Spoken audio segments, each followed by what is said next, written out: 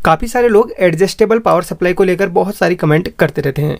वैसे मैंने अलग अलग वीडियोस मैंने इसमें बनाई हैं, जिसमें ट्रांसफार्मर का भी यूज़ किया है, ट्रांसफार्मर लेस पावर सप्लाई का भी यूज़ किया है और LM317 का भी यूज़ किया है, जिसमें एम्पियर को लेकर बहुत सारे लोगों ने भाई बोला कि यार इसमें एम्पियर नहीं मिल पाता सही से, जैसे हम लोड देते हैं तो वहाँ पर उसकी वोल्टेज डाउन चली जाती है। लेकिन यहाँ पर आपको एक डिफरेंट तरीके से आपको एडजस्टेबल पावर सप्लाई बनाना सिखाऊंगा, वो भी 12 वोल्ट या फिर 5 वोल्ट के चार्जर से, या फिर एडेप्टर जिसे आप कहते हैं। हो सकता है आप लोगों के पास वो पड़ा हो, नहीं भी पड़ा है तो वो बहुत सस्ता आ जाता है, उसको आप परचेस करके आप उससे बना सकते हैं।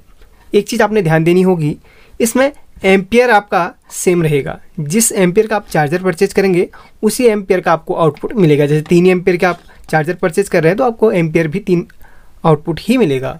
लेकिन खास बात ये रहेगी, वोल्टेज आपको जितना आउटपुट करवाना है उतना आउटपुट करवा सकते हैं, लेकिन उसकी भी एक सीमा रहती है। आपको मिनिमम 2-2.5 वोल्ट से लेके मैक्सिमम 30-40 वोल्ट तक उसे आउटपुट करवा सकते हैं, वो भी अच्छे एम्पियर के साथ में।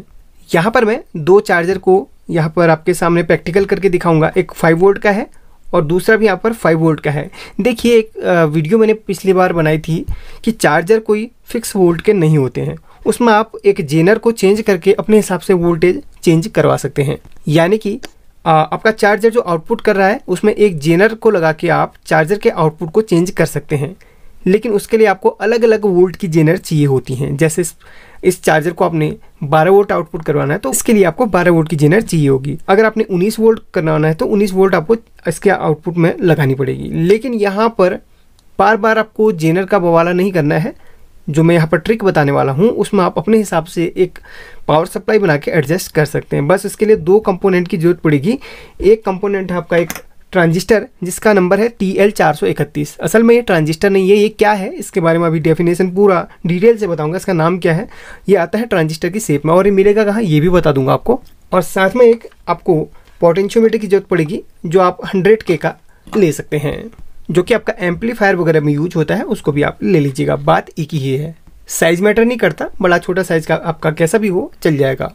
और बाकी छोटे छोटे कंपोनेंट्स जैसे एक कैपेसिटर की और ज़रूरत पड़ेगी। अगर आपके किसी भी चार्जर में आउटपुट में मिनिमम 16 से 25 वोल्ट का कैपेसिटर लगा हो तो मैक्सिमम आपने वहाँ पर अलग से कैपेसिटर लगाना होगा, क्योंकि वोल्टेज आप आउटपुट ले रहे हैं तो कैपेसिटर से जब वोल्टेज आउटपुट होगी तो लगभग आपने वहाँ पर 60 से 100 वोल्ट तक का कैपेसिटर मैक्सिमम लेना ही पड़ेगा। वरना कैपेसिटर जब आप इससे आउटपुट ज़्यादा करवाएंगे तो कैपेसिटर तो भाई कम वोल्टेज का है, कैपेसिटर वहाँ फट जाएगा। इसलिए यहाँ पर आपने ज़्यादा वोल्टेज का आपने कैपेसिटर लेना होगा। वो आपको सब कुछ वीडियो में सीखने के लिए मिलेगा। फिलहाल यहाँ पर मैंने आपको बेसिक कंपोनेंट की जानकारी दे दी है। वीडियो को शुरू करने से पहले आपसे एक छोटी सी रिक्वेस्ट करना चाहूँगा। दोस्तों, मैं बहुत मेहनत से आज की वीडियो बना रहा हूँ। आज की ही नहीं बल्कि जो भी वीडियो बनाता हूँ बहुत मेहनत से बनाता हूँ और समझाने का तरीका भी बहुत ही डिफरेंट मैं रखता हूँ, ताकि सब लोग जो विजिट करें वो सीख कर ही जाएँ। फिर भी आपको समझ में नहीं आता है तो मैं आपसे कहता हूँ कि कमेंट करना, या फिर आप फेसबुक या फिर इंस्टाग्राम में मुझे फॉलो कर लेना। वहाँ आप कमेंट छोड़ सकते हैं या फिर मैसेज छोड़ सकते हैं, आपको वहाँ भी आपको अच्छी तरीके से मैं समझा दूंगा। बस इस वीडियो को लाइक ज़रूर कर देना। आजकल लाइक एम रखते हैं मात्र 800 लाइक का, क्योंकि इस वीडियो को बहुत ही मेहनत से मैं बना रहा हूँ। तो चलिए फिर वीडियो को स्टार्ट करते हैं।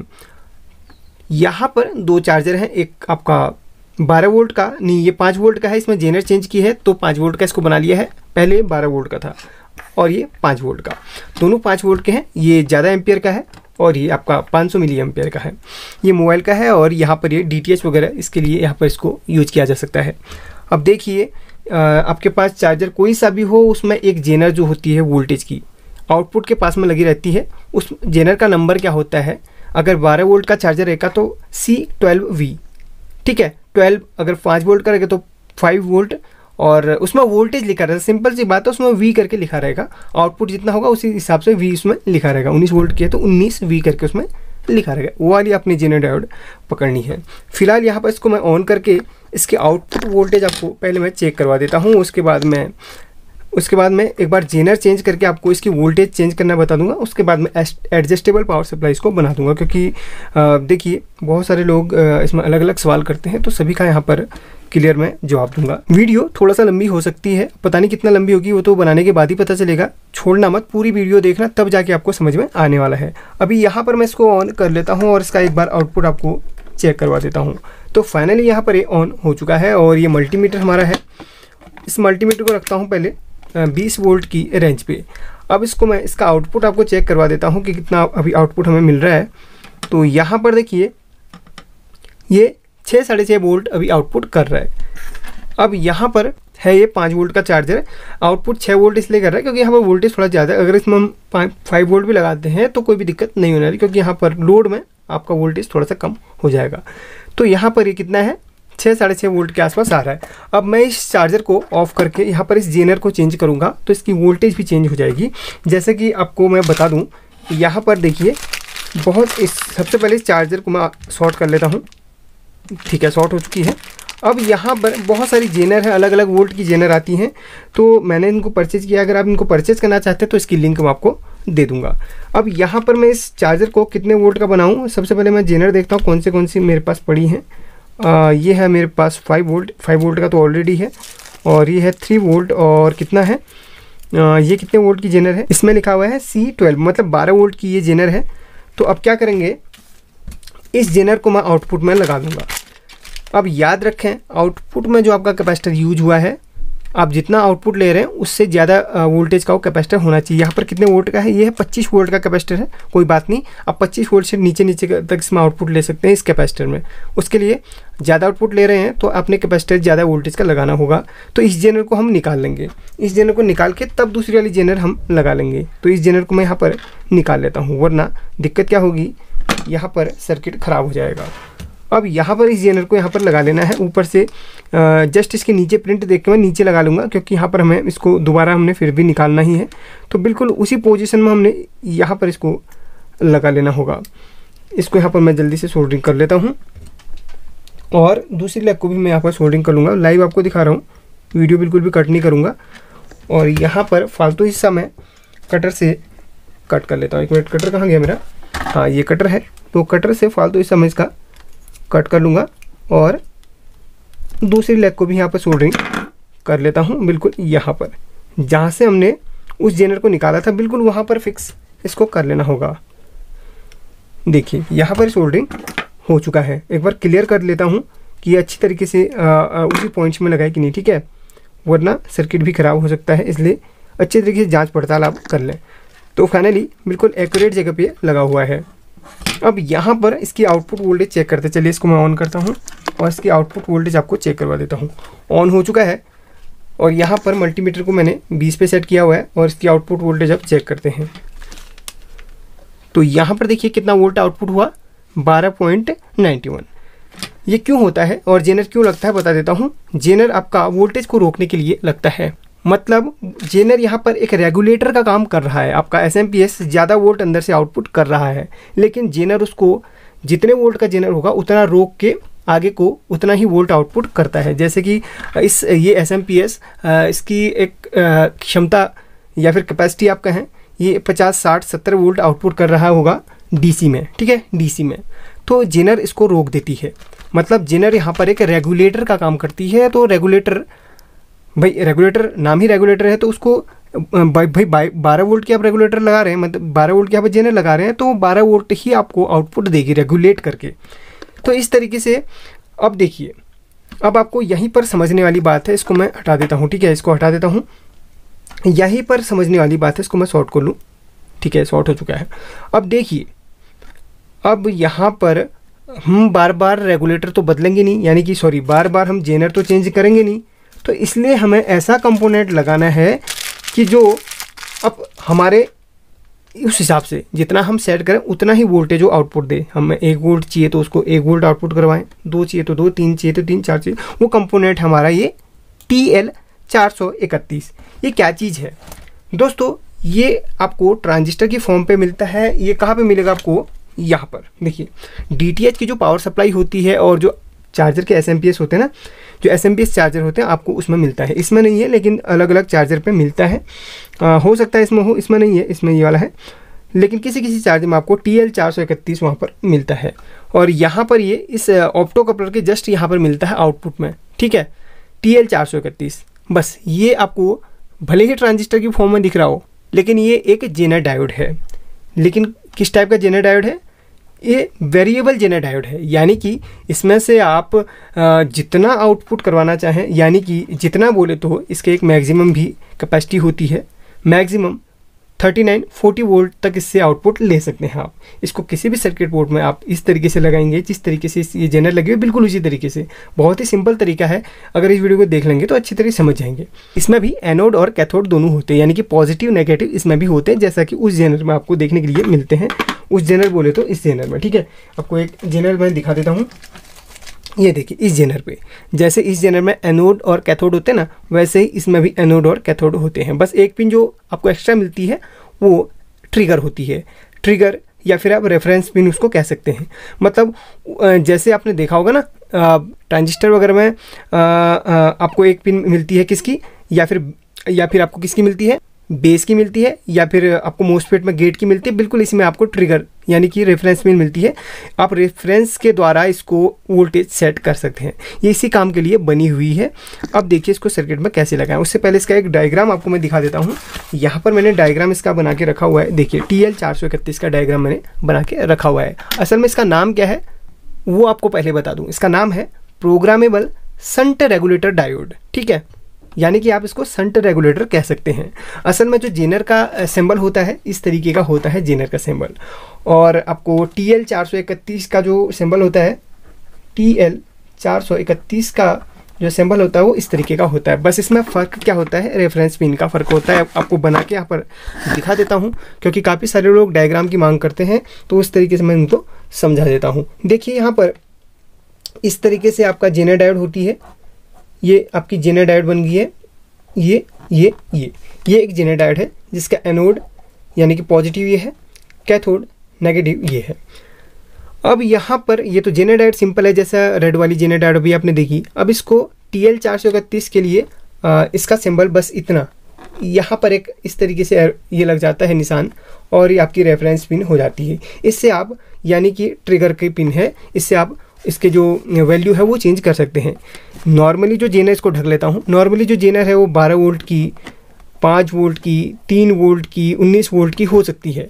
लेकिन ये जो TL431 है आपको 2 वोल्ट से लेके 2.5 वोल्ट से लेके आपको 39-40 वोल्ट तक आपको आउटपुट करवा सकती है। बस हमने उसको ट्रिगर के द्वारा उसका वोल्टेज चेंज करनी होती है। वो कैसे होगा वो सब बताते रहूँगा। देखिए ये इसी काम के लिए बनी हुई है, यानी कि आप इसमें जितना रेफरेंस पिन को जितना आप इनपुट देंगे उतना ही वो आपको आउटपुट करवाती रहेगी। तो यहाँ पर रेफरेंस पिन पे क्या लगता है, एक पोटेंशियोमीटर लगता है, या फिर आप प्रीसेट लगा सकते हैं छोटे वाला। अगर आपको बहुत बड़ा लग रहा है तो प्रीसेट लगा सकते हैं। इसको आप जितना घुमाएंगे यानी कि रेफरेंस पिन पे आपको जितना वोल्टेज देंगे उतना आउटपुट करवाते रहेगा, इसीलिए ये बना हुआ है। आई होप कि आपको ये समझ में आ गया होगा। अब इसका जो डायग्राम कैसे इसको लगाते हैं वो तो अभी आपको लास्ट में बताऊँगा। फिलहाल इसका मैं इस चार्जर में लगाना इसको बता देता हूँ। अब देखिए, अब भाई हम इस जो चार्जर को हम बना रहे हैं एडजस्टेबल पावर सप्लाई वाला, तो इसके आउटपुट में सबसे पहले इस जेनर को मैं हटा के अलग कर लेता हूँ। जो अभी जेनर मैंने 12 वोल्ट का इसमें लगाया था उसको मैं अलग कर लेता हूँ। ये बहुत ही सस्ता आता है, 2-3 रुपये का ही कंपोनेंट मिल जाता है, ठीक है। इसको आप लेके बना सकते हैं। अब यहाँ पर देखिए, यहाँ पर जेनर लगी हुई थी, इसका निशान भी यहाँ पर बना हुआ है, ठीक है। जेनर कहाँ पर लगनी है अभी यहाँ पर इस तरीके से भी हम लगाएंगे। तो यहाँ पर देखिए, अब इसमें से हम मैक्सिमम 40 वोल्ट तक आउटपुट करवाना है। तो 40 वोल्ट तक आउटपुट करवाना है, तो ये जो कैपेसिटर आउटपुट में लगा है वो मात्र 25 वोल्ट का है। तो इसको हम हटा के थोड़ा सा ज़्यादा वोल्टेज का यहाँ पर कैपेसिटर हम लगा लेंगे। यानी कि यहाँ पर चलिए 50 वोल्ट का एक कैपेसिटर यहाँ पर यूज़ करूँगा, ताकि आउटपुट ज़्यादा आने में ये कैपेसिटर फटे नहीं। तो कम वैल्यू का जो कैपेसिटर है वो क्या होता है ना, फट जाता है। इसको हम हटा देते हैं। तो इसको हटाने के बाद एक कैपेसिटर मेरे पास 50 वोल्ट का है, ये वाला माइक्रोफैरड। आप थोड़ा सा बढ़ा लीजिए, जैसे कि आप 600, 700, 800 तक माइक्रोफैरड बढ़ा लीजिए। फिलहाल यहाँ पर एग्जांपल देने के लिए आपको 50 वोल्ट मैंने ले लिया है, और इसको यहाँ पर मैं जल्दी से लगा लेता हूँ इस तरीके से।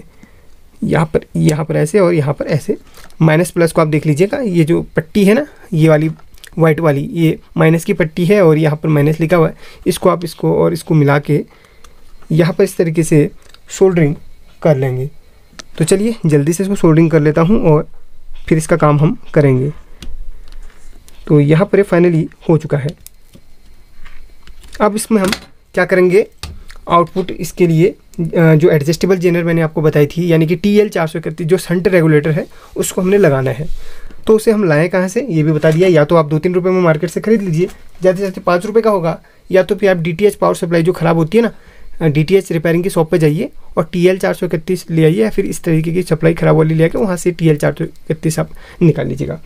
तो यहाँ पर इसकी जो 3 पिन होती हैं, यानी कि ये देखिए इसको हमने इस तरीके से रखा हुआ है। सामने ये जो कटा हुआ हिस्सा हमने सामने कर लिया, जिसमें नंबर लिखा होता है वो सामने का हिस्सा होता है। उसमें जो फर्स्ट पिन होती है आपकी रेफरेंस, दूसरी होती है एनोड, तीसरी होती है कैथोड। ठीक है, सिंपल है, रेफरेंस, एनोड, कैथोड। अब यहाँ पर जो ये रेगुलेटर उसमें लगा हुआ था ऑलरेडी, यानी कि ये रेगुलेटर कहाँ पे लगाता है पहले देखिए। अब यही समझने वाली बातें हैं। अब यहाँ पर ये 3 पिन वहाँ पर कहाँ पे कनेक्ट होंगी वो आपको समझना ज़रूरी है। इस रेगुलेटर में एनोड और कैथोड क्या होता है ये भी बता दूं। वैसे सिंबल ऊपर बता दिया, सिंबल से बहुत सारे लोग नहीं पहचान पाते हैं, तो यहाँ पर कागज़ में बता देता हूँ। जैसे कि आपका ये TL431 आपका ये है, ठीक है, इसमें आपकी ये रेफरेंस पिन है, ये एनोड है, ये है कैथोड। ठीक है, अब यहाँ पर फर्स्ट पिन आपकी रेफरेंस, दूसरी एनोड, तीसरी कैथोड है। तो उसी प्रकार जो ये रेड वाली जीनर है, इसमें आपको ये देखिए यहाँ पर जो आपको ब्लैक पट्टी एक तरफ को आपको मिल रही है ना, ब्लैक वाली पट्टी, वो आपका कैथोड की होती है और ये आपकी एनोड की। जहाँ को आपका रेड वाला एरिया होता है वो एनोड यानी कि पॉजिटिव, और ये वाला आपका कैथोड का यानी कि नेगेटिव का होता है। जहाँ को ब्लैक पट्टी होती है यानी कि ये देखिए ब्लैक पट्टी है ना आगे, ये आपका कैथोड यानी कि नेगेटिव होता है। अब ये देखिए नॉर्मली जो डायोड होती है वो फॉरवर्ड वाइज पे काम करती है, आगे को आप उसको क्या करें वोल्टेज दें तो बैक नहीं देती है। लेकिन ये जेनर है आपका रिवर्सिबल पे काम करते हैं। किसी सर्किट में आप इसको अगर उल्टा लगा देते हैं, प्लस की जगह माइनस और माइनस की जगह प्लस लगा दें, एनोड की जगह कैथोड, कैथोड की जगह एनोड लगा देंगे, तो वो रेगुलेटर बन जाता है। और ये सर्किट में किस तरीके से लगता है, ये लगता है आपका पैरेलल पे उल्टा लगता है। ये भी अभी आपको बता दूंगा ताकि समझ सकें। तो यहाँ पर इसको आप ऊपर की इमेज को हटा दीजिए और यहाँ पर मैंने आपको बताना है। ये TL431 है और ये आपकी नॉर्मल जेनर है। अब इसमें देखिए एनोड, कैथोड दूसरे तीसरे नंबर की पिन है, इसमें है आपकी एनोड और कैथोड। पहले इस सर्किट में जो जेनर लगी हुई थी, यानी कि इस सर्किट में जो जेनर लगी थी यहाँ पर, ये देखिए इसमें जो मार्क लगा हुआ है ना, इसमें आपको एक मार्क लगा के दिखा देता हूँ। देखिए एक चीज़ आपको बता दूँ, इस तरीके से आपको समझाने वाले बहुत कम लोग मिलेंगे, इसलिए आप बहुत ही ध्यान से देखेंगे तो समझ जाएंगे। मैं आपको गारंटी देता हूँ कि मेरा सिखाया हुआ आपको अच्छी तरीके से पकड़ में आ जाएगा। अब यहाँ पर इस जेनर का यहाँ पर निशान बना के रखा हुआ है, तो एनोड कैथोड किस तरफ होगा, तो आपको सिंबल में मैंने जैसे बताया था, ये देखिए ऊपर देखेंगे ये कैथोड ये वाला है और एनोड ये वाला है। वैसे यहाँ पर जो सिंबल है देखिए, ये देखिए सिंबल है ना, ये आपका कैथोड है और ये आपका एनोड है, ये देखिए एनोड, ठीक है, यानी कि ये नेगेटिव और ये पॉजिटिव। यहाँ पर जो हमने लाल वाली जेनर उठाई थी वो इस तरीके से उठाई थी। किस तरीके से इसमें लगी थी, ये देखिए इस तरीके से यहाँ पर लगी हुई थी, ये देखिए अच्छी तरीके से देख लेंगे, ये देखिए इस तरीके से यहाँ पर लगी हुई थी। एक मिनट आपको जूम करके दिखा दूँ, ये देखिए इस तरीके से यहाँ पर लगी हुई थी। कैथोड की जगह ब्लैक वाला, एनोड की जगह रेड वाला लगा हुआ था, ठीक है। यहाँ पर होल पे यहाँ पर सोल्डरिंग था। अब यहाँ पर TL431 को हमने किस तरीके से लगाना है, एनोड, यानी कि TL431 में जो एनोड की पिन है कौन सी है, वो है आपकी बीच वाली पिन, यानी कि ये बीच वाली पिन एनोड की।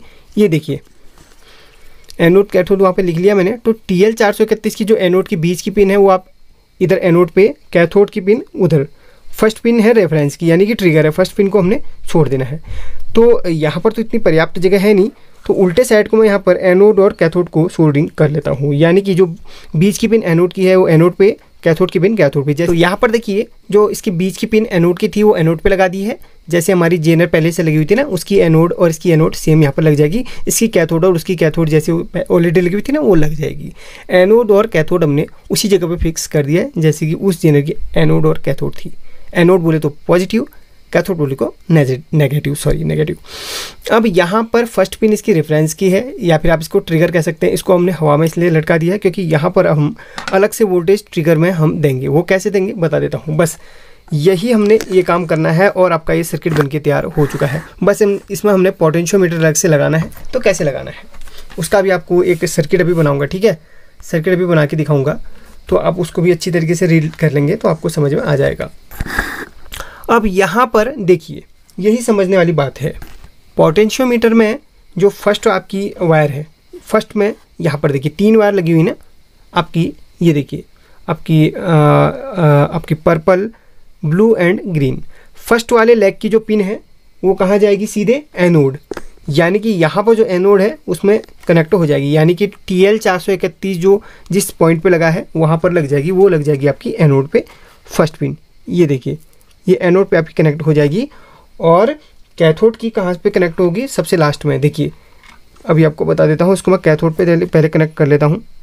ये देखिएगा, बहुत ही सिंपल इसका सर्किट है। अगर आप चाहें तो घर पे भी इसको ट्राई कर सकते हैं, घर पे ही ट्राई करना होगा भाई, बाहर तो कोई बना के देगा नहीं, घर पे ही आपको ट्राई करना होगा।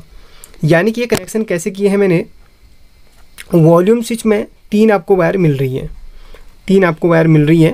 तो देखिए इस तरीके से आपको दिखा देता हूँ। TL431 का जो एनोड पॉइंट है वहाँ पर वॉल्यूम स्विच का फर्स्ट वाली पिन को फर्स्ट वाली वायर को मैंने कनेक्ट कर लिया इसके एनोड पॉइंट पे, यानी कि यहाँ पर। और इसके कैथोड पे लास्ट वाली वायर को कनेक्ट कर लिया है, यानी कि ग्रीन वायर को कैथोड पे। एनोड और कैथोड की वायर यहाँ पर कनेक्ट कर ली है, और बीच से जो वायर हमारी निकली है वो इसकी रेफरेंस की पिन जो आपकी हवा में लटक रही है ना, उस पर कनेक्ट हो जाएगी। यानी कि जो इसकी बीच में आपको वायर दिख रही है ना, वो इसकी रेफरेंस पे इस तरीके से कनेक्ट हो जाएगी, और आपका सर्किट बनके तैयार हो चुका है। अब और आप जो आउटपुट लेंगे वो अपने हिसाब से ले सकते हैं। वो कैसे, अभी आपको मैं दिखाते जाऊँगा। ये होगी यहाँ पर रेफरेंस पिन पे, यानी कि ट्रिगर पे ये कनेक्ट हो चुकी है। चलिए अब इसको हम टेस्ट करवा के आपको दिखाते हैं, और इसका डायग्राम भी बताऊंगा लास्ट में मैंने इसको कैसे कनेक्ट किया, ताकि सभी लोगों को अच्छी तरीके से यहाँ पर दिखाई दे। अब यहाँ पर ये वाला मेरे पास मल्टीमीटर है, इसके यहाँ पर मैंने 2 चिमटी लगा के रखी है, ताकि आउटपुट में मैं इसको अच्छी तरीके से कनेक्ट कर सकूँ।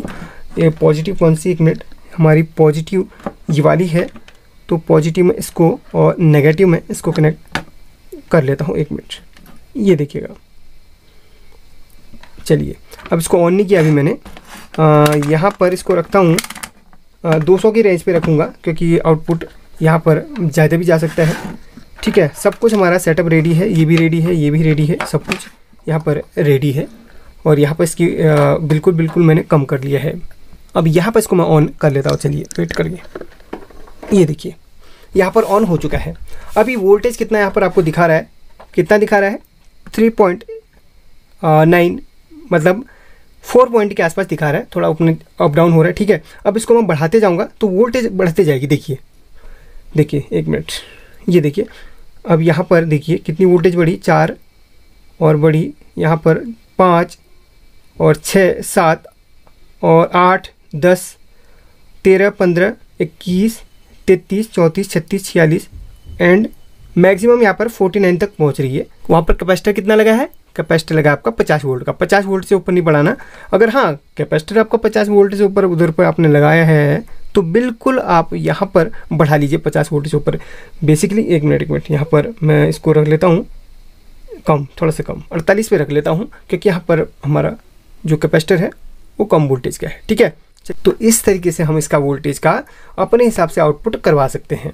लेकिन एक चीज़ आपको बता देता हूँ, बहुत सारी कंडीशन में आपका ये SMPS फूंक सकता है, क्योंकि उसके जो कंपोनेंट्स हैं उतने वोल्टेज आउटपुट करने के लिए वो सक्षम नहीं होते हैं। इसलिए आप जो आउटपुट लेंगे मिनिमम आप 39-40 से ऊपर आउटपुट मत लीजिएगा, क्योंकि उसके कंपोनेंट या फिर मोसफेट या फिर ट्रांजिस्टर जल सकता है। इसलिए पहले मैं बता दे रहा हूँ। बहुत सारे लोग ये भी कमेंट करेंगे सर आधे घंटे में पावर सप्लाई हमारी आउटपुट होगी।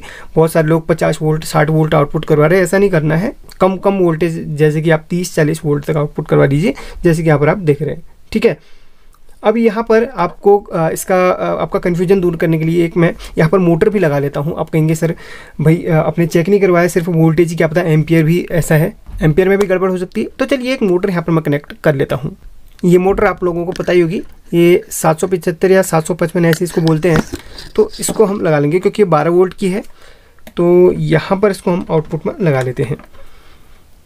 साथ में मल्टीमीटर को भी मैं रखे रहूँगा। ठीक है, मल्टीमीटर को भी साथ में रखे रहूँगा, क्योंकि यहाँ पर मल्टीमीटर भी हमें वोल्टेज बताते जाएगा, वो ड्रॉप तो नहीं हो रहा। ठीक है, चलिए यहाँ पर इसको कनेक्ट कर लेते हैं, और यहाँ पर भी इसको कनेक्ट हम कर लेते हैं। ये आउटपुट इसकी बताते रहेगा। एक मिनट, ये देखिएगा। चलिए पूरा सेटअप तैयार हो गया। ये हमारी मोटर है और ये हमारा मल्टीमीटर है। इसको रखते हैं साइड पे क्योंकि इसका भी काम नहीं है, इसका ही काम है क्योंकि इसमें चिमटी है। चलिए इसको साइड पे रखते हैं और यहाँ पर इसको हम स्टार्ट करते हैं। चलिए रेडी। मैंने मोटर को यहाँ पर कनेक्ट कर लिया है, मोटर अभी चल रही है। आपको फिर भी नहीं दिखाई देगी, एक टेप मैं इसमें चिपका लेता हूँ, उसके बाद शायद आपको दिखाई देगी। ठीक है, इसकी साउंड भी सुनाऊंगा आपको क्लियर करके। तो यहाँ पर इसमें एक टेप चिपका देता हूँ ताकि आपको इसका रोटेशन भी अच्छी तरीके से दिखाई दे। ये देखिएगा, ठीक है, अब शायद से आपको दिखाई दे रही होगी। अब इसको हम एक बार इसको ऑन कर लेते हैं और आपको मोटर का साउंड भी सुनाऊंगा। जब जब इसका वोल्टेज बढ़ाऊंगा मोटर का साउंड भी बढ़ते हुए सुनाई देगा। तो अब ये नॉर्मली सबसे कम किया हुआ है 3.9 वोल्ट पे अभी ये चल रहा है। जैसे इसको बढ़ाता हूँ और इसमें भी आप देखते रहेंगे इसका वोल्टेज भी बढ़ते रहेगा, मोटर भी। देखिए अभी 12 वोल्ट 10 वोल्ट से ऑपरेट हो रहा है। अब मोटर का साउंड भी बढ़ गया, वहाँ से भी वोल्टेज आउटपुट हो रहा है। ये ड्रॉप नहीं कर, हाँ मोटर जितना एम्पियर लेगी भाई ड्रॉप तो करेगा उतना वोल्टेज। और ज़्यादा से लोड नहीं लेना वरना आपका चार्जर फूक सकता है। 12-15 वोल्ट तक आप इसे ले सकते हैं क्योंकि कंपोनेंट अगर अच्छे होंगे तो आपका चार्जर अच्छा परफॉर्मेंस आपको दे देगा। और यहाँ पर आप इसमें माइक से साउंड भी सुन सकते हैं। चलिए ये माइक को यहाँ पर इधर पे लगा लेता हूँ ताकि यहाँ इसका साउंड अच्छी तरीके से आपको सुनाई दे। सुनिएगा, ठीक है, बढ़ा रहा हूँ मैं इसकी वोल्टेज। ओ यहाँ पर 125-30 तक भी पहुँच गया था। तो यहाँ पर इतना नहीं करना था, हमें कम करना था, बस इतना। वहाँ तक लगभग अभी 100 वोल्ट से भी पहुँच गया था, तो इतना नहीं करना। और एम्पियर जितना ये एम्पियर देगा, जितना वोल्टेज उसी हिसाब से ड्रॉप होते जाएगा। ठीक है, अगर आप इसे एम्पलीफायर वगैरह चलाते हैं तो आपको दिक्कत नहीं होने वाली। तो आपको यहाँ पर ऐसा कुछ वोल्टेज ड्रॉप का सिस्टम नहीं मिलेगा। इसको कम करते देखिए।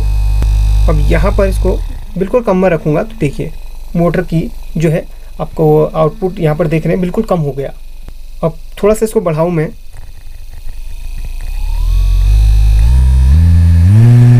अब इसका साउंड सुन सकते हैं। एक चीज़ यहाँ पर है, यहाँ पर जो हमने आउटपुट में कैपेसिटर लगा के रखा हुआ है ना, आउटपुट में जो कैपेसिटर हमने यूज़ किया है उसका आप माइक्रोफैरेड बढ़ा लीजिएगा।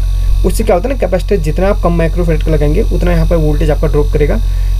आपका जो वोल्टेज है वो बैलेंस नहीं हो पाएगा। इसलिए आप जो कैपेसिटर लगाते हैं लगभग आप 600 से 1000 माइक्रोफैरेड तक आप कैपेसिटर यहाँ पर यूज़ करेंगे, तब जाके आपको थोड़ा सा अच्छा परफॉर्मेंस मिलेगा। और यहाँ पर से आप 12 वोल्ट का एम्पलीफायर चला सकते हैं, 5 वोल्ट का कार्ड चला सकते हैं, जो भी आपको चलाना है वो चला सकते हैं। इसको माइक को हटा देता हूँ। अब यहाँ पर आपने देख लिया होगा। अब यहाँ पर देखिए मोटर को लगाने पर यहाँ पर वोल्टेज बता रहा है 7.6। जैसे ही मोटर के मैं कनेक्शन हटा देता हूँ तो लगभग मोटर कितना वोल्टेज यहाँ पर ड्रॉप करिए भी पता चल जाएगा।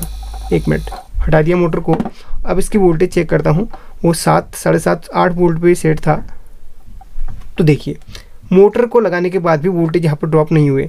वो कैसे, आपको फिर से मैं एक बार दिखा देता हूँ। यहाँ पर देखिए कितना वोल्टेज पे सेट है, कितना 7.6 पे सेट है।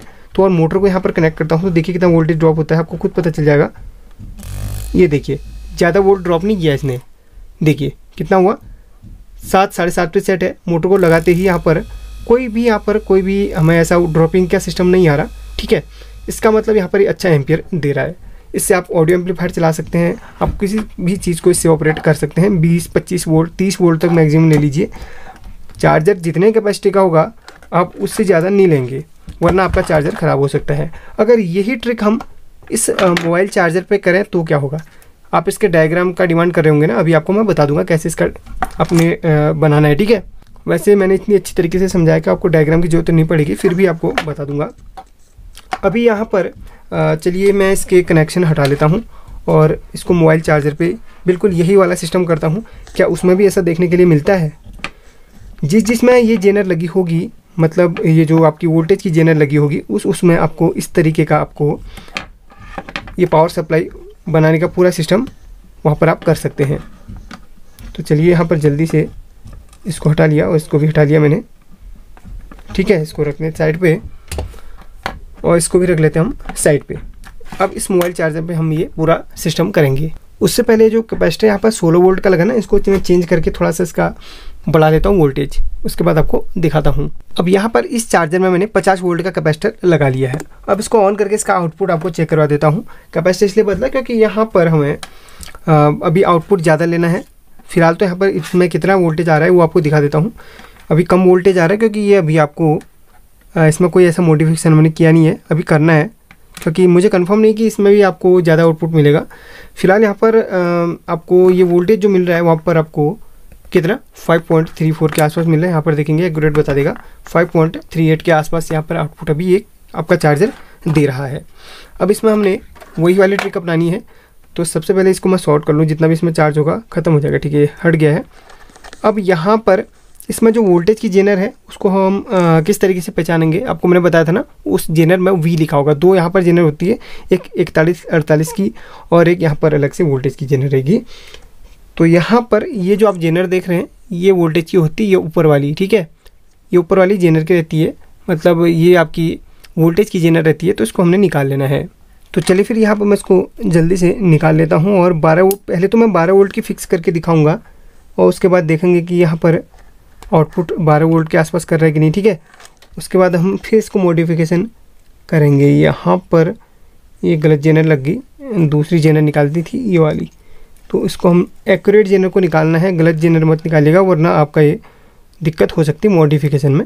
इसलिए आपने यहाँ पर बिना सोचे समझे ये काम नहीं करना है।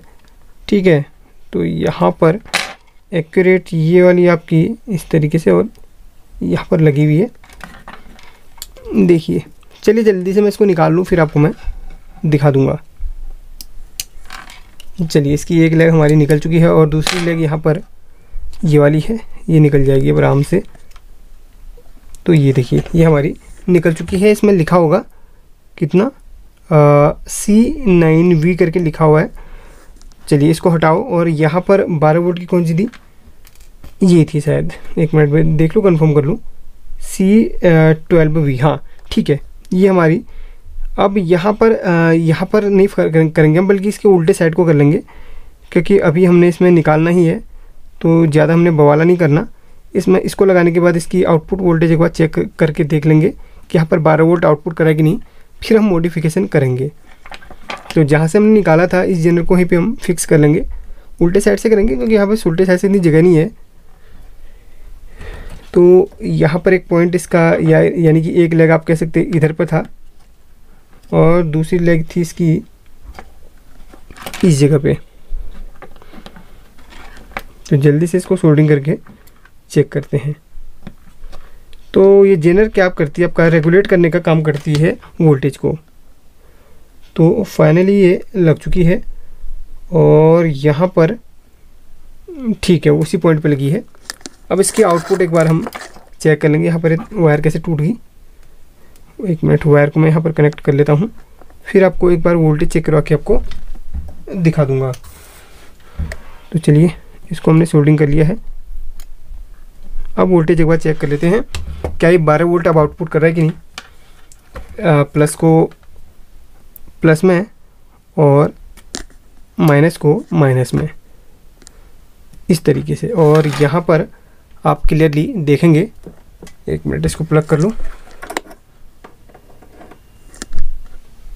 तो एक मिनट, अब देखिएगा यहाँ पर 12 वोल्ट आउटपुट नहीं कर रही बल्कि ये 6 वोल्ट आउटपुट। कितने वोल्ट की जेनर थी ये, एक मिनट, इतना कम वोल्ट कैसे आउटपुट कर रही है, लगभग 7 वोल्ट के आसपास आउटपुट कैसे कर रही है। तो यहाँ पर एक कम वोल्ट आउटपुट कर रही है, मतलब जो हमने इसमें जेनर निकाली थी वो कितने वोल्ट की थी, वो थी आपकी 9 वोल्ट की और ये आउटपुट दे रहा था आपका 5 वोल्ट।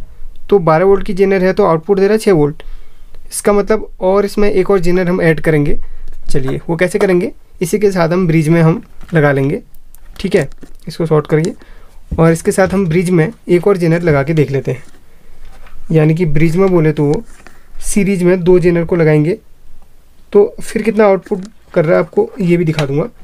सीरीज में बोले तो इस तरीके से ये वाली, तो इस जेनर को हम यहाँ पे लगा लेते हैं सीरीज में। ठीक है, सीरीज में देख लेते हैं आउटपुट कितना कर रहा है। तो सीरीज में ज़्यादा करेगा, ये 2 जेनर मिल जाएंगी साथ में तो सीरीज में ज़्यादा आउटपुट करेगा। चलिए ये सीरीज में हमारी लग चुकी हैं। तो अब इसके आउटपुट एक बार चेक कर लेते हैं उसके बाद हम मॉडिफिकेशन करेंगे। तो यहाँ पर देखिए सीरीज़ में लग चुकी है। एक बार मैं इसको ऑन कर लेता हूँ। ऐसा बिल्कुल भी आप घर पे ट्राई मत करना, यहाँ पर अच्छी तरीके से सीख लो। अगर आपको सीखने में अच्छी तरीके से कोई भी दिक्कत नहीं हो रही, सीख ले रहे हैं, तब जाके ट्राई करना, वरना दिक्कत हो सकती है। ये मैंने सीरीज़ में कनेक्ट किया है, अगर चार्जर ख़राब भी हो जाता तो आपका जो है सीरीज़ का बल्ब जल जाता है, ठीक है। इसलिए इसको पूरी सेफ्टी से मैं कर रहा हूँ। तो यहाँ पर अब आउटपुट में कितना दे रहा है, 722 के आसपास दे रहा है। मतलब 2 जेनर को हमने सीरीज़ में लगाया तो आउटपुट ये 7 वोल्ट दे रहा है। तो इसका मतलब हाँ, मॉडिफिकेशन इसमें हो रहा है। 5 वोल्ट का जो चार्जर है 2 जेनर को लगा के 7 साढ़े 7 वोल्ट आउटपुट कर रहा है। इसका मतलब मॉडिफिकेशन इसमें हो सकता है। और एलईडी भी नीचे जल रहा है, आप देख सकते हैं एलईडी भी जल रहा है नीचे, जो इसका चार्जर का है वो भी जल रहा है। तो चलिए अब मॉडिफिकेशन करते हैं, अब उसके बाद ही रिजल्ट पता चलेगा। और एक बार चार्जर को मैं शॉर्ट कर लूँ और कंपोनेंट पे एक बार चेक कर लेता हूँ। वैसे ज़्यादा हीटिंग तो वैसे कोई भी कंपोनेंट नहीं बता रहा है। एक ट्रांजिस्टर यहाँ पर, 1 मिनट, ये और ये आपका ये कैपेसिटर भी ठीक है, हीटिंग तो नहीं बता रहा। एक बार इसमें मॉडिफिकेशन करते हैं, अगर हीटिंग इश्यू आएगा तो वहाँ पे हमें पता चल जाएगा। मॉडिफिकेशन करने के लिए वही हमें काम करना है। इसमें क्या क्या करना है आपको फिर से मैं बता देता हूँ, 1 मिनट। एनोड और कैथोड, इसके जो एनोड और कैथोड पॉइंट हैं, यानी कि ये पॉइंट यहाँ पर, इसके 2 पॉइंट है एनोड और कैथोड, उसको हमने पकड़ना है। उसमें एडजस्टेबल जेनर का एनोड कैथोड लगा लेना है। यानी कि ये इसका एनोड है और ये इसका कैथोड है। तो ये इसका एनोड है और ये इसका कैथोड है। तो इस एडजस्टेबल जेनर की एनोड और कैथोड वहीं पर फिक्स कर देंगे जहाँ से हमने उस जेनर के एनोड कैथोड को निकाला था। आपने अच्छी तरीके से उसमें समझ लिया होगा। तो वैसे इसमें मैं सिर्फ प्रैक्टिकल कर रहा हूँ, उसमें तो हमें सक्सेस मिली थी, इसमें पता नहीं क्या होता है, ठीक है। क्योंकि इसमें हम ज़्यादा आउटपुट करेंगे तो हो सकता है चार्जर भी ख़राब हो। इसलिए मैं अगर इसमें प्रैक्टिकल सक्सेस हो जाता है तो आप तभी ट्राई करेंगे, वरना इसमें ऐसे ट्राई मत करना, दिक्कत हो सकती है, ठीक है। तो यहाँ पर इसके एनोड और कैथोड को, सॉरी यहाँ पर एनोड लगना चाहिए था, इसको मैंने उल्टा कर लिया, सॉरी गलती हो गई है। तो जहाँ पे एनोड है वहाँ पर एनोड ही आएगा, जहाँ पे कैथोड है वहाँ पर कैथोड ही आएगा, बिल्कुल। इसको आप उल्टे कनेक्शन नहीं देंगे, उल्टे कनेक्शन देते हैं तो आपका ये ख़राब हो सकता है। इसलिए यहाँ पर आपने देख कर ही कनेक्शन करना है।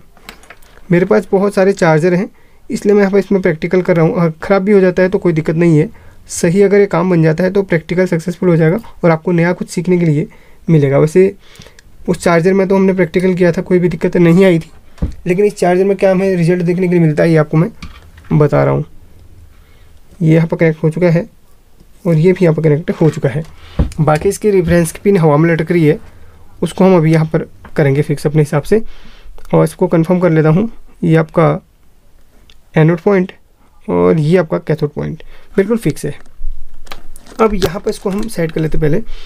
अब जो पोटेंशियोमीटर है, पोटेंशियोमीटर आपको मैंने बताया था ना, इसका जो पहला पिन होता है एनोड और दूसरा पिन कैथोड में फिक्स आपने कर लेना है। पोटेंशियोमीटर का जो पहला वाला पिन है यानी कि इसके एनोड में, और लास्ट वाला पिन इसके कैथोड में आपने लगा लेना है, ठीक है। यहाँ पर ये 2 वायर आपस में चिपक रहे हैं, इनको हम अलग कर लेते पहले ताकि यहाँ पर शॉर्ट सर्किट ना करे ये। अब इसको हम एनोड में और उस पिन को हम कैथोड में सोल्डरिंग कर लेते हैं, यानी कि हरे वाले पिन को कैथोड में सोल्डरिंग कर लेते हैं यहाँ पर, यानी कि इस पॉइंट पे। जैसे हमने उस चार्जर में करा था ना, बिल्कुल वैसे ही इस चार्जर में हमने करना है। एनोड और कैथोड इस तरीके से हमने लगा लिया है। और जो ये वाली बीच की पिन बची उसको आप रेफरेंस पे इस तरीके से कनेक्ट कर लेंगे। ये बहुत ही रिस्की काम है, सक्सेस मिल जाती है तो आप ये ज़रूर ट्राई करना। अब यहाँ पर एक पावर की इस केबल कट गई थी, इसको हम लगा लेंगे यहाँ पे। तो ये लग चुका है। अब चलिए हम इसको ऑन करके इसका जो आउटपुट है वो चेक करते हैं। यहाँ पर मल्टीमीटर को जोड़ लेता हूँ पहले मैं, 1 मिनट। नेगेटिव को नेगेटिव में, पॉजिटिव को पॉजिटिव में, ठीक है, फिक्स हो चुका है। और यहाँ पर देखिए अब हम रेडी हैं बिल्कुल इसको टेस्ट करने के लिए। इसको बिल्कुल 0 में कर लेता हूँ ताकि कोई भी कंपोनेंट शॉर्ट ना हो, कोई भी यहाँ पर दिक्कत ना आए। पूरी सेफ्टी के साथ इसको मैं कर रहा हूँ। तो देखिए यहाँ पर आउटपुट कितना करा अभी 2.63। अब बढ़ाते जाऊँगा इसको 63.4। देखिए हाँ थोड़ा सा अंतर आया 3। एक चीज़ है यहाँ पर ये जो एलईडी लगा हुआ है ना, ये आपका ख़राब भी हो सकता है, क्योंकि ये आपने जो रेजिस्टेंस इस एलईडी में थोड़ा सा चेंज करना पड़ेगा। देखिए अब यहाँ पर मैं रिस्क में कर रहा हूँ, बाद में आपने एलईडी में जो रेजिस्टेंस लगी वो चेंज करनी है, वो बता दूंगा आपको। अभी यहाँ पर 9 वोल्ट तक पहुँच गया है, और कम करके 6 वोल्ट और 7 volt 9 volt 10 volt 16 volt 17 volt. इसका मतलब ये काम कर रहा है।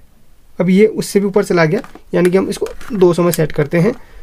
तो यहाँ पर कितना तक जा रहा है 26-27 वोल्ट तक चला गया है। तो ठीक है, ज़्यादा देर नहीं करूँगा वरना चार्जर यहाँ पर शॉर्ट हो सकता है। मिनिमम यहाँ पर 2.6 वोल्ट आ रहा है, और मैक्सिमम यहाँ पर 26-27 से भी ऊपर आ रहा है। उसको मैं ऊपर तक नहीं ले जाऊँगा वरना कुछ ना कुछ यहाँ पर ख़राब हो सकता है। ठीक है, यहाँ पर देखिए आपके सामने आउटपुट है, जितना इसको मैं बढ़ा रहा हूँ उतना आउटपुट दे रहा है। चलिए इसको मैं ऑफ़ कर लेता हूँ, बंद कर लेता हूँ। और यहाँ पर जल्दी से इसको ऑफ़ करने के बाद में एक बार मैं क्या टेस्ट करूँगा, 1 मिनट। देखिए इसको चलिए बंद कर लेते हैं। हमारे क्या क्या कंपोनेंट इसमें गर्म हुए ये मैं देख लूँगा पहले अच्छी तरीके से। ये गर्म नहीं हुआ, ये भी गर्म नहीं हुआ। फिलहाल यहाँ पर कोई भी कंपोनेंट हमारा गर्म नहीं हुआ है। ये बहुत ही सक्सेसफुल तरीके से हमारे प्रैक्टिकल हो चुका है। अब आपको मैं बताता हूँ इसमें क्या क्या डायग्राम यूज होगा। ठीक है, यानी कि इसमें आप किस तरीके से इसको करेंगे, यानी कि लगाएंगे, क्योंकि डायग्राम बताना भी ज़रूरी होता है, हर किसी को वैसे समझ में नहीं आता। चलिए एक बार मैं आपको अच्छी तरीके से यहाँ पर डायग्राम समझा देता हूँ। देखिए तो यहाँ पर देखिए सर्किट बना के हमने तैयार कर लिया है। ये चार्जर जो है आपका चार्जर का सर्किट बन गया है। यहाँ तक आपका चार्जर का सर्किट है, और यहाँ से इसने आउटपुट करी कितना 5 वोल्ट। इस जेनर, ये जेनर इस तरीके से इसमें लगता है, यानी कि जेनर का जो आपका एनोड रहेगा वो आपका नेगेटिव से कनेक्टेड होगा, और कैथोड होगा वो आपका पॉजिटिव से कनेक्टेड होगा, उल्टा, तब जाके रेगुलेटर का काम करेगा। जेनर से पहले आपकी ये चार्जर की कैपेसिटी बताएगी कि कितना वोल्ट आपका ये आउटपुट कर रहा है। ठीक है, चलिए इसको 50 वोल्ट हम इसमें लिख लेते हैं, यानी कि ये चार्जर आपका 50 वोल्ट की कैपेसिटी रखता है। 50 वोल्ट यहाँ से आउटपुट कर रहा है, ये पॉजिटिव कर रहा है और ये नेगेटिव कर रहा है। तो आप यहाँ से, यानी कि आउटपुट में आप एक जेनर लगा देते हैं, 5 वोल्ट की लगाते हैं तो आपको यहाँ पर 5 वोल्ट मिलेगा। 6 की लगाते हैं, 6 जितना आप यहाँ पर लगाते हैं 5 वोल्ट की अगर कैपेसिटी है तो वहाँ पर आपको 5 वोल्ट तक आउटपुट कर सकता है ये चार्जर। बस जेनर उसको रोक कर रेगुलेट करने का काम करती है, इसको रोक देती है और उतना ही आउटपुट करती है जितना जेनर की वैल्यू होती है। अब यहाँ पर फिक्स वोल्ट की आप जेनर लगाएंगे तो फिक्स वोल्ट आउटपुट करेगा, लेकिन यहाँ पर अब यहाँ पर आपने करना क्या है, इसमें TL431 वाला जेनर लगा लेना है। किस तरीके से आपको मैं तो उसको कैसे लगाएंगे एक बार आपको बता देता हूँ। ठीक है, एक इस पन्ने में बता दूँ ताकि आपको क्लियरली यहाँ पर दिखाई दे और समझ में आ जाए। अब देखिए नॉर्मली सर्किट में जेनर कैसे लगती है वो तो आपको मैंने बता दिया। अब यहाँ पर उसी सर्किट को मैं दोबारा बनाता हूँ और इसमें TL431 लगाता हूँ। ये आपका एक चार्जर मान के चलिए, सेम चित्र तो नहीं होगा। अब यहाँ पर इसके इंटरनली जो स्ट्रक्चर है, यहाँ से आपका ये पॉजिटिव और ये नेगेटिव आउटपुट कर रहा है। जैसे इसका मैक्सिमम आउटपुट हम रखते हैं, इसका मैक्सिमम हम रखते हैं, जैसे कि भाई जेनर लगाने से इसका वोल्टेज आपका क्या होता है ना, एक एक्यूरेट बताता है। लेकिन अभी जेनर हमने कौन सी लगानी है, एडजस्टेबल जेनर लगानी है। अभी यहाँ पर चलिए मान के चलते हैं 60 वोल्ट आपका ये चार्जर की कैपेसिटी है आउटपुट करने की। और यहाँ पर देखिए, ये देखिए अब इसमें TL431 कैसे लगनी है, ये देखिए जैसे हमारी जेनर लगती है वैसे इसको हमने लगा लेना है। बस इसमें एक रेफरेंस की पिन, ये यानी कि ये ट्रिगर होता है R, और ये एनोड और ये कैथोड, जैसे जेनर का एनोड कैथोड होता है वैसे ही लगा लेना है। ये आपकी TL431 आपकी IC है, रेगुलेटर IC, आप जिसे एडजस्टेबल जेनर भी कह सकते हैं। ठीक है, इसका ये आपका रेफरेंस पिन है, ये आपकी एनोड और ये कैथोड, यानी कि इसकी जो 2 पिन है एनोड कैथोड। वैसे जेनर की जो एनोड कैथोड थी, ये देखिए ये आपकी जेनर है, छोड़ दीजिए। ये आपकी जेनर है, ये देखिए ये आपकी जेनर है, ये आपकी जेनर की कैथोड है, ये आपकी एनोड है। ठीक है, ये जेनर पहले इस सर्किट में किस तरीके से लगी हुई थी, एनोड पिन यहाँ पर कनेक्ट रहेगी, कैथोड पिन यहाँ पर कनेक्ट रहेगी। ठीक है, उस तरीके से। अब इस जेनर को हमने हटा लिया और इसमें ये लगानी है, यानी कि इसकी जो एनोड पिन है वो नीचे नेगेटिव से कनेक्टेड रहेगी, कैथोड ऊपर पॉजिटिव से कनेक्टेड रहेगी। बची कौन सी, रेफरेंस की पिन बची है। तो रेफरेंस की पिन में हमने क्या करना है, एक पोटेंशियोमीटर को लगा लेना है। वो कैसे बताता हूँ। अब यहाँ से हमारी कितनी निकली, एक ये और एक ये। ठीक है, एक ये एक रेफरेंस की पिन हमारी खाली पिन है। तो वहाँ से आगे यहाँ पर चल देता हूँ मैं, ये देखिए, और ये आपकी रेफरेंस की पिन यहाँ पर, ये आपकी पॉजिटिव, ये आपकी नेगेटिव, ये रेफरेंस की पिन। आपकी पॉजिटिव नेगेटिव जो आपकी पोटेंशियोमीटर है वो बता देता हूँ। ये आपका रहा पोटेंशियोमीटर, ये ठीक है, ये पोटेंशियोमीटर है आपका। तो इसका जो एनोड और कैथोड और रेफरेंस की पिन है कैसी लगेगी, देखिए, ये देखिए, ये एक पोटेंशियोमीटर है, इसके 3 पिन है, ये सामने का फ्रंट का है। अब देखिए ये कैसे कनेक्टेड होगा, ये आपका एनोड से कनेक्टेड हो जाएगा, ये कैथोड से कनेक्टेड होगा, ये रेफरेंस की पिन पे आपका क्या होगा, कनेक्टेड हो जाएगा बीच का। यानी कि एनोड की पिन यहाँ से, कैथोड की पिन यहाँ से, रेफरेंस की पिन बीच में इस पोटेंशियोमीटर के लग जाएगी। अब यहाँ से और यहाँ से आपको आउटपुट लेना है, ये देखिए, ये प्लस और ये माइनस, यहाँ से आपको आउटपुट मिलेगा, ये देखिए। और ये आपका कितना वोल्ट होगा, ये आप इस तरीके से घुमाते जाइए, उस तरीके से आउटपुट करेगा। जितना आप घुमाएंगे 2.3, आपको 3 वोल्ट, 4 वोल्ट, 6, 7, 8, 9, 10, 12, जितना आप मांगेंगे उतना आउटपुट ये करेगा। बस चार्जर की कैपेसिटी आपकी अच्छी होनी चाहिए, अच्छा एम्पीयर का होना चाहिए। और एक बात का और ध्यान रखना है, आउटपुट में जो कैपेसिटर यहाँ पर यूज होता है वो कितना आपने रखना है, लगभग 100 वोल्ट का तो रखना ही है। और माइक्रोफैरेड की बात करें, माइक्रोफैरेड आप रखिए 1000 रख लीजिए। ठीक है, 1000 माइक्रोफैरेड रख लीजिए। तो इस चार्जर में आउटपुट में जो कैपेसिटर लगा है वो आपने 50 से ऊपर ही रखना है।